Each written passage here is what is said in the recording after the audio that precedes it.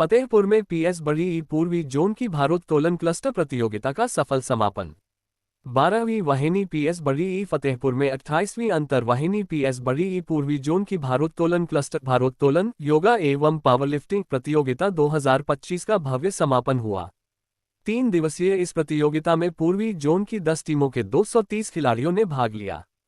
समापन समारोह के मुख्य अतिथि प्रभारी पुलिस महानिरीक्षक पीएस बड़ी पूर्वी zone Prayagraj doctor Rajiv Narayan Mishra IPS थे। उन्होंने सभी टीमों की टीम मैनेजरों से परिचय प्राप्त किया और खिलाड़ियों के उत्कृष्ट प्रदर्शन की सराहना की।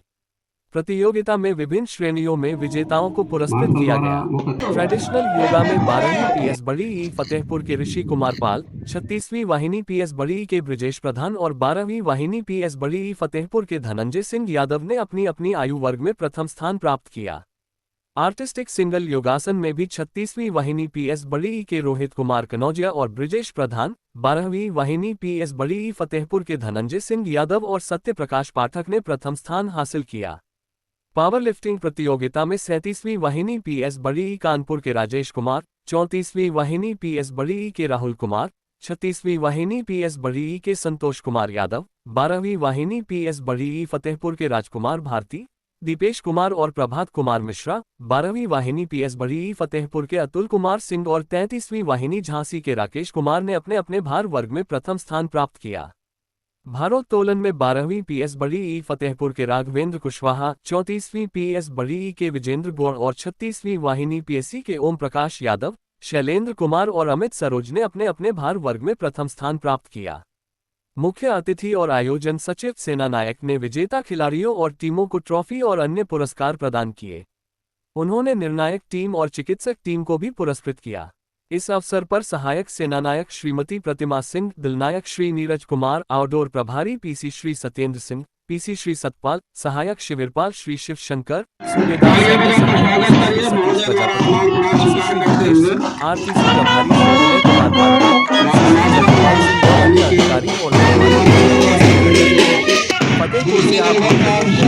सिंह चौहान के साथ नंबर 1 पर मार्च पास करते हुए दूसरे नंबर पर 36वीं वाहिनी रामनगर और झंडा झुका करके महोदय का स्वागत किया गया।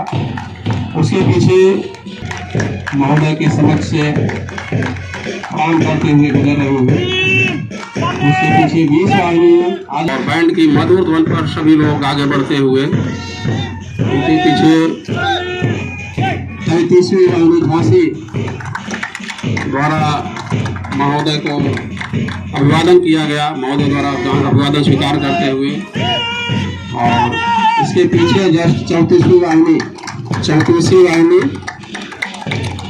जानी पहचानी महोदय द्वारा बटालियन और सभी लोग तालियां बजा करके स्वागत करें। तालियों में कमी नहीं। और इसी के साथ 37वीं वाहिनी कानपुर द्वारा महोदय को मान प्रदान किया गया।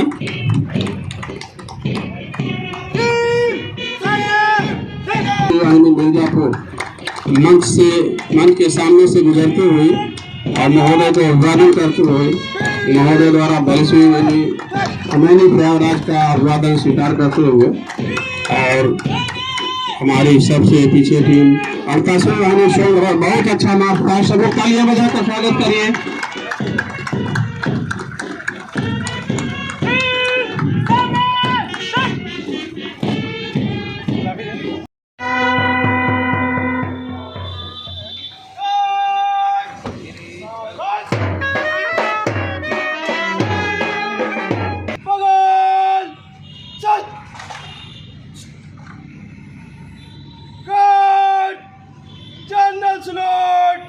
सलामी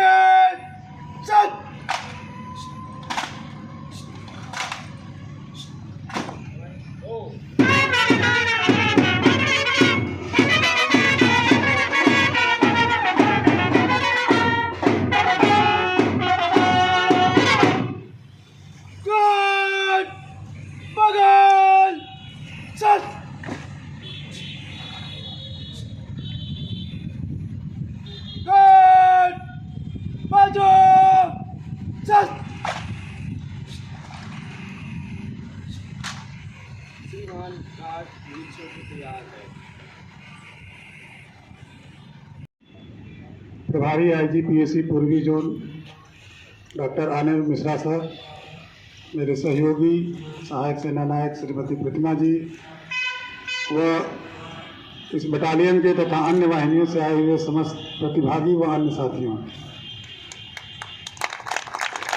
अभी मुझे कुछ नहीं कहना है। मैं केवल अभी सर से अनुरोध करूंगा कि वो अपने अनुभव से हम सभी का आशीर्वचन के रूप में मार्गदर्शन करने का कष्ट करें, जिससे इस प्रतियोगिता में अगर कहीं कोई कमी हो हम लोग उसको आगे आने वाली प्रतियोगिताओं में उस अनुभव का लाभ उठाते हुए हम लोग उसको दूर कर सकें।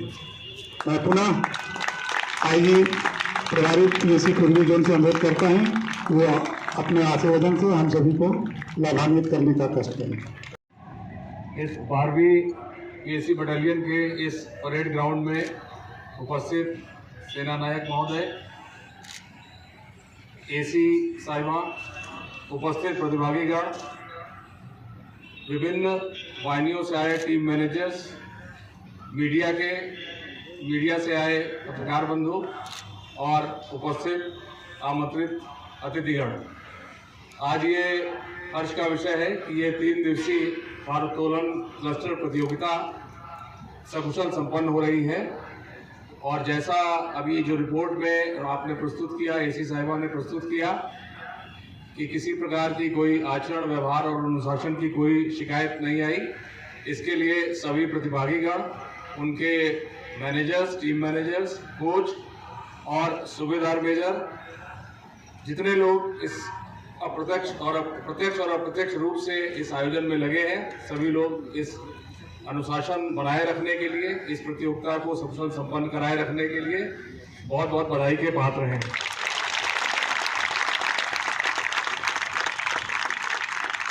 किसी भी कोई भी खेल की प्रतियोगिता हो, मैं वो बात चाहे ओपनिंग के किसी कार्यक्रम में जाऊं अथवा समापन के किसी कार्यक्रम में जाऊं, तो ये बात सभी प्रतिभागीगण से कहता हूं कि इस बात को आप अवश्य देख लें कि जब आप किसी भी इवेंट में प्रतिभाग कर रहे हैं तो आपका उद्देश्य उस खेल में अपने आप को तराशना है, निखारना है, मेहनत करनी है और आगे ले जाना है, ना कि केवल रिवॉर्ड लीव की वजह से, ड्यूटी से बचने के लिए, या ये कि हमको कोई उसका और कोई अतिरिक्त लाभ मिले।